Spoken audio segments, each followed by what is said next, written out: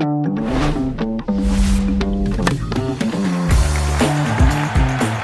everyone, welcome to a special midweek release edition situation of Served. This is a special episode. We have an unbelievable woman who is just doing amazing things for her home country of Ukraine. Former number 3 in the world, has won 17 titles. A memorable run to the Wimbledon semifinals. Post motherhood in 2023. All of that pales in comparison to the person she is, the leader she is. Here before the Ukraine's tie at the BJK Cup, which is being held in Texas this week, is former world number 3, Elina Svitolina. Elina, how are you and where are you? Thank you so much for having me. I am in Europe right now. I'm heading to Dallas in a few days to join the team. Unfortunately, I'm not able to play this time because I had a surgery 1.5 months ago. So I will be just there supporting girls, and hopefully we can win this tie and go forward to play in the World Group, to have a chance to play there, because I feel like we have a really good team, and hopefully, we can get a chance to play there. We all hope you're back on the court sooner rather than later. Give us an update of your injury. What was it? What's the recovery time? And when can we expect to see you back out on court again? Yeah, so I fractured my ankle 1 year ago. I did a recovery for 1 month. And of course, you want to be back on court as quickly as possible. So probably I didn't take enough time to do that a proper way. And after US Open, couple of months back, I felt the pain again, shooting pain through my ankle, and after all the tests and scans and opinions with the doctors, decided to go with the surgery, because to play with this surgery with this injury for 1 year was not ideal, and there was no other way to be pain free, even if I would be just a normal person. For me, to be at 100% playing with Sky and running around with kids, it would be a lot of pain. So that's why I decided to do the surgery, and now I am in the process of the rehab, and hopefully I can start my season in Australia. I'm looking forward to be back on court. Mike, your pain tolerance is close to nothing. Do you think that 0. you could be top 30 on earth with a broken ankle for a year? I can barely be top 30 in podcasting with a sprained ankle. I can tell you, you're definitely not top 30 in pod. I can guarantee that. Elina, talk to us about. So when you started this, and this is a lot of people have been effusively supportive of what you're doing at the Svitolina Foundation. Both President Bushes are supportive of your work, and obviously with what you do in supporting Ukrainian tennis, but then kind of this Northern Texas piece of it and hosting the ties, they've fully endorsed what you're doing in the past. This thing kind of got off the ground, as I understand it, in 2019, not knowing what was going to happen with Ukraine. My admiration for you and everything that you have done for Ukraine in its time of need, especially in tennis, is just not enough can be said about it. And then you add in a layer of life happening. Obviously, you and Gail getting married, Sky being born, you coming back from that and making, like 2 months later, making the quarterfinals of Roland Garros and then the semifinals of Wimbledon. How do you do it? Well, that's I have a lot on my plate on a daily basis, but I feel like this motivates me every single day to get up and kick ass and try to do everything I can. Of course, it's very difficult with a war going on in my home country, and waking up pretty much every single day with bad news, and that's something that I take as my mission, to bring a little happiness, a little help to the kids, to the people of Ukraine. Of course, as Ukrainian, I want to do more. I want to do something what matters, and what can help our future. Started my foundation in 2019, and we've been partners with the Bush Tennis Center for 5 years now, and I really can't thank enough to the people who helped my foundation throughout these years, and so many great events that we had together, and I think all the kids that went through my foundation, and all the people that see that we are doing something good. Just want to thank Bush Tennis Center for this opportunity to give this opportunity to kids to continue dreaming, to continue striving for their dreams, and I try to do it through my foundation. Talk to us about the different silos of your foundation. It's the support of the women's team in the Billie Jean King Cup. It's the partnership with the Bush Tennis Center. It's many things going on inside of Ukraine. How do you strategize, or is it more reactionary? Your plate is obviously full. I was a player once and realized just how time intensive training and practicing and kind of the selfish parts of tennis are. I have to imagine that the unselfish parts of what you're doing are kind of a big load and a big time take as well. Walk us through the different parts of the Svitolina Foundation and how they operate. Yeah, in my foundation, we have different programs for the kids. We have tennis tournaments that are hosted in Ukraine. We have tennis camps for the kids. Couple of times a year for the different ages, and we have mental health of the athlete as well. The psychologists, they are working with the kids. For me, it was something really important that I wanted to introduce to my foundation, and I'm very happy that this goes very successfully, because I've been working with psychologists myself over the years, and I feel now we need it even more, and the kids need it even more, because seeing their parents being in so much stress and not knowing what the future looks like for them. So for me, these programs, they are all very important, but mental health is something that we try to really put a lot of work into this. And now, since 1 year, we have the Ukrainian women's team, whereas now it's Billie Jean King Cup. I'm really proud of the work that we've been doing with my foundation. We have a lot for such a small team that is working really hard every single day, and me being involved.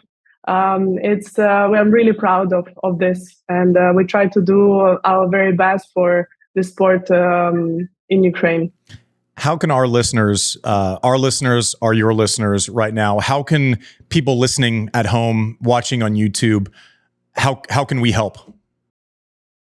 Well, first, I invite everyone to watch our tie in Dallas and support Ukrainian team. It's going to happen this weekend. We're going to be playing against Austria. It's going to be a very difficult tie. And hopefully there will be people supporting us, cheering for us, because this is something that motivates players to be their very best version. So yeah, I hope people can enjoy and come and support us. And then, there's different programs that they can help and be involved with. The kids, they love all the initiatives that my foundation has, and hopefully we can have a chance to do more. Elina, I want to walk through more of your personal tennis journey in the last couple of years. But Mike, can you read off where our listeners can go for more information about what Elina's doing and drive them to the website, please? Yeah, we'll put everything in the links in the bio. Elina Svitolina Foundation.org. But also you can go get tickets for this weekend. Again, link in the bio. It's a pretty long thing. Or go to the BillieJeanKingCup.com for more information about the events. But yeah, take a look at the bio, take a click, and go get some tickets. Perfect. We will be sure to do that. I know served listeners will come out and certainly be supportive. Walk me through your journey, and someone who is often on the show and contributes is Kim Clijsters, who was able to come back post-motherhood and, reach the top of the mountain again, winning a slam. Walk us through your journey back. It was one of my favorite Grand Slam runs that I can remember was Roland Garros, yes, but then Wimbledon. I mean, you came back in April of 2023 and quickly made a quarterfinal of Roland Garros and a semifinal at Wimbledon. What were the toughest parts of coming back, and did you expect that sort of success that quickly when coming back? Yeah, Kim, she's probably the one who showed us that you can come back after pregnancy, and she did an unbelievable work to be even better after the pregnancy and the winning a slam. It's a goal always for every player, but it's a double motivation when you come back after a child. So for me, she is idol, and I was always looking how she was winning, and I think she gave to all the mothers all this hope, that you can do it. For me, I had no expectations at all. I was trying to get fit first. This was the goal. And then for me, it was a matter of trying to be 100% mentally. Physically, I was feeling good on the court, but mentally, it was difficult for me to find this game mind. I would say, when you are 100% focused, when you are 100% confident in what you do. And this, at the beginning in April, I was struggling for a little bit for like 6-7 tournaments. I couldn't go further than second round, and it was tough to fight against myself, because when you play constantly, I haven't had a big injury before in my career, so I never really stopped for a long period of time. So this was new for me, and I was trying to find this focus. I was trying to stay focused for a whole match. This is really tough, and for me, this was the toughest part. And everything clicked when I won Strasbourg just before Roland Garros. Started to feel better with my body, with my mind, and everything clicked. I guess Roland Garros, and the crowd was amazing, I guess, also because of Gael. And I was enjoying myself so much that I didn't really had time to stop and understand what's happening and what's going on. I remember after Wimbledon, I played the tournament in Washington, and I was already a seeded player there. So, and I remember turning to my coach and saying, "Oh, I cannot believe that I'm already top 20." So yeah, everything happens so quick. You just need to put your head down and try to work and find a better opportunity and take that opportunity. I'll tell you this, right? In a long career, I didn't make the quarterfinals of Roland Garros one time, and she made it 6 weeks after. But I did make the fourth round once, and guess who I lost to? I got my ass kicked by someone that Elina knows pretty well. It was 5-setter. No. God, no? 5-setter would have been a lot of progress. It was not a 5-setter. It was late in the day, and the French crowd was loving Gael Monfils. He beat my ass in like an hour and 20 minutes. It was a beating, and I was salty because of how much the French crowd loved him. But talk to us a little bit about managing. We're talking about your career and how hard that is, but then the moving parts of being with someone who shares that same career and is on their own path and their own journey of finishing up a career. I don't want to date anyone, but Gael is phenomenal. He's probably closer to the end than the beginning at this point. But how do you juggle all of that? Oh, and by the way, we're parents and we're sharing this life together. Is it something that you talk about, or is it just like, you know what, we're going to figure it out? I think it was like this at the beginning, and when you're both have the same lifestyle, I think it's a little bit easier because you speak same language. You understand what to expect. I mean, we've done this for so many years, and everything was very natural. We have great people around us as well who understands and who help us a lot. We have Nanny always traveling with us. We have our moms. They switch. Sometimes it's Gail's mom, sometimes my mom, who are helping with the Sky. And it's really important to have the right people around you. And I feel like we are on the right path, and it's important to trust the people also. Then you have confidence. You can leave your child with someone and go practice for a couple of hours and then come back home and enjoy the time. But right now we're enjoying our time at home. Even sometimes when you lose the first round, you come back home and no one cares about the result. You're just enjoying time as a family, and this is what's really brings a lot of happiness to us. Well, I'm happy that you all at least seem to have the understanding. It must be nice, at least. I'm sure there are many challenging parts of it, but someone who actually understands what you're going through, quite literally, has to be a massive. I guess source of happiness for the two of you. Listen, I said it at the beginning of the show. I'll say it again now. I think you are an absolute legend for what you're doing, for what you stand for the leadership you've taken. When you started your foundation, there's no way that you could have known how much you would be needed in this moment. And for you to answer the door and do everything that you're doing, I tip my cap to you. We tip our caps to you here at Served. Huge admirers, will forever be cheering for your success. Please give Gael our best. Please say hello to Sky for us, and we'll plug the tie again. Hopefully, we can turn out some Ukrainian fans there in North Texas. So at least make it feel a little bit like home for you. But Elina Svitolina, you are an absolute legend. Thank you for joining us on Served. Thank you for having me.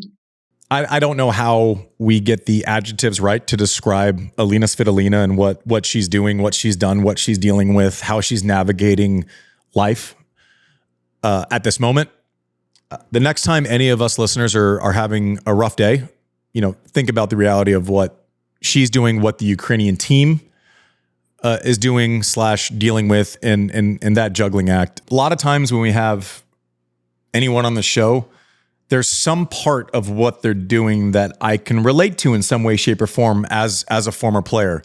This is one I have no basis in understanding. I can't understand what it's like to wake up and not know what text or phone call you're going to get, how the players on the Ukrainian team are dealing with playing a quote-unquote home Billie Jean King Cup tie in North Texas, right? Like, I don't know. I never had to do that. I can't relate to it.